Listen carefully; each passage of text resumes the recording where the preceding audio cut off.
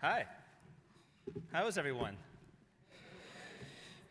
Supposedly I have to give a talk. I love this. I told my kids on the way here, I said I gotta think of something to say because you guys are an unbelievable group, and I almost feel a little bit embarrassed, honestly, being here because you have been doing this for years, and I just learned about Pratham about 6 months ago.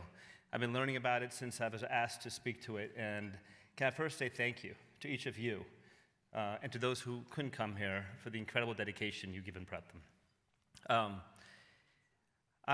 First of all, do you guys see my two dogs up there? So that's Tika and Pichu, and you're probably wondering why they're here. Well, I will say, my wife isn't here, so I can say it. This is the biggest source of argument between my wife and I. Sometimes she does say that I love them more than her, and since she isn't here today, some days, honey, that is true, but not often. But I did want to talk about Tika and Pichu, because they're 11 years old, and many of you probably have dogs. I don't go to church or temple or a sacred place on Sundays. I take my dogs out for a hike. That's my spiritual time. We all have our time to connect. And Tika and Pichu teach me something every day. But on Sundays, I love watching what they do. And something that I think you could all put your arms around. When you see dogs in a dog park, what's the first thing you notice? In this dog park, there are dogs from all sizes and shapes. It's unbelievable, right? None of them look alike. Yes, they bark for just a minute. The next thing you know is as if they connect as if they've known each other for centuries or lifetimes. I imagine, what would it look like if human beings were like that? But if you listen carefully as dogs connect with each other, what's happening around them? It's the owners begin to talk to each other. They stop, they put their phones down, and they look at each other. They see each other. They don't see their skin color. They don't see their pocketbook. They don't see their religion. They see each other.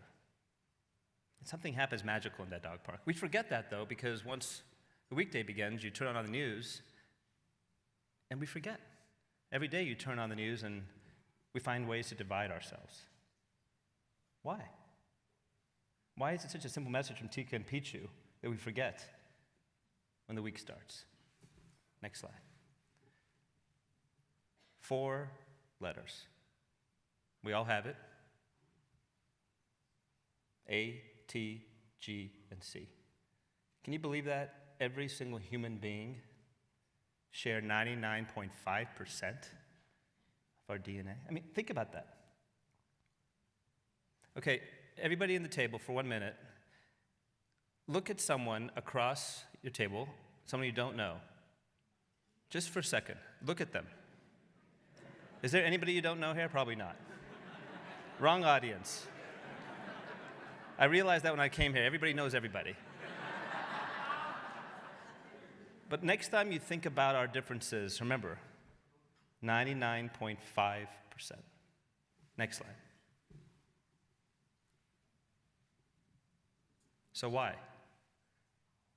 Why do 26 human beings own more wealth than 3.8 billion human beings? Wait a second, I just said 99.5% of our DNA is shared, and yet there's 26 human beings who own more wealth than 3.8 billion? And we all know that, and we walk every day knowing that fact. It doesn't take very much to know that fact, because most of us are in that swim lane, that fast lane. We're acquiring wealth at exponential speed. Once you have it, it's easier and easier to collect. And there's 3.8 billion people who can't even come close. I'm a pediatrician. My favorite word in the English dictionary is vaccinations.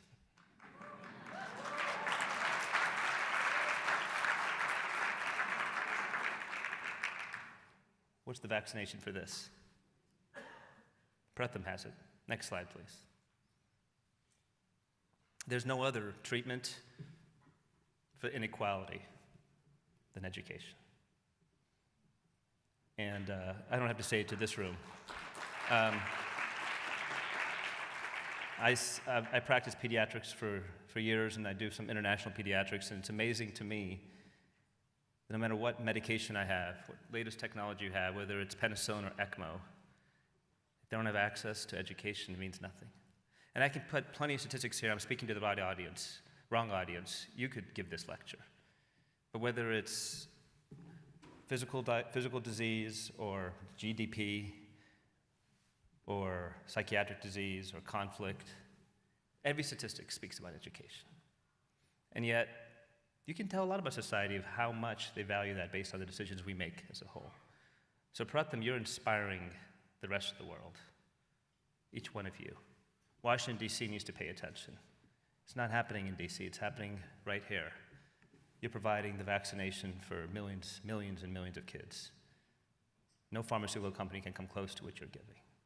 Next slide, please. So each of us come here once a year, and then we leave. And in this group, I can tell that this is not just a once-a-year event. You're giving it all. But how many people go on their lives thinking that the next time they'll give charity is right before tax day? Think about that for a second. Like, what is our purpose? What's the point of this? When you look at your net assets going up, your family's protected, you're successful in life, but why are we here? Every Sunday I think about that with Tika and Pichu. You know, most of us are very blessed to be in this room. But what is the purpose? Why are we here? How can we reduce that inequality? What does the 99.5% really mean? It's not anything that one speech will transform your thoughts, but it comes back to having that one-by-one conversation. Sheena came to my office. It didn't take very long for me to listen to her. I could feel it. I could feel it in her soul. This is something more than just a project. It's a lifelong journey. It's her purpose. It's her why. It's her passion. And I think that's what Pratham stands for. Next slide, please. So this is my challenge to all of you, specifically to every American of Indian descent in the United States. Look at those numbers. Indian Americans represent the top 10% of American wealth. $64 billion is what's calculated from discretionary income of Indian Americans. Think about that. $64 billion. Imagine now if every Indian American family actually contributed to charity in the same way every other demographic contributed. We're way behind. Imagine. And gave 40% of that to India. $1.2 billion a year. That dwarfs any aid any government gives to India. That is the power in this room. Because of your success, because of Indian Americans throughout this country, our collective success, we have the capacity. But we have to ask ourselves, what's held us back? Not in this room, but broader than this. What's holding us back? These are the early adopters. How can we multiply this? Next slide, please.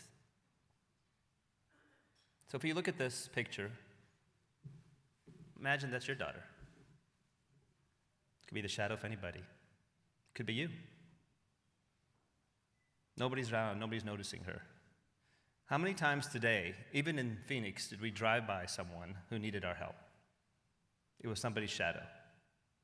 We were too busy. We were in our fast lane. That's what Pratham stands for. Pratham stands for stopping and actually delivering on our passions. That is not someone's shadow. Look in the mirror. This is your daughter. This is you. And I'm so proud to be part of an organization that believes deeply in this message. Next slide, please. One day, I really would like to take my kids to that museum. Not the Holocaust Museum, but the museum called The End of Poverty. You can read the words, it speaks for itself. Because of you, because of your investment in education, the vaccination for inequality, We will focus on the 99.5% that brings us together, and one day, actually you're doing it, you're building a museum that will eliminate poverty. It is my privilege and my honor to speak to you, and thank you for all you do. Take care.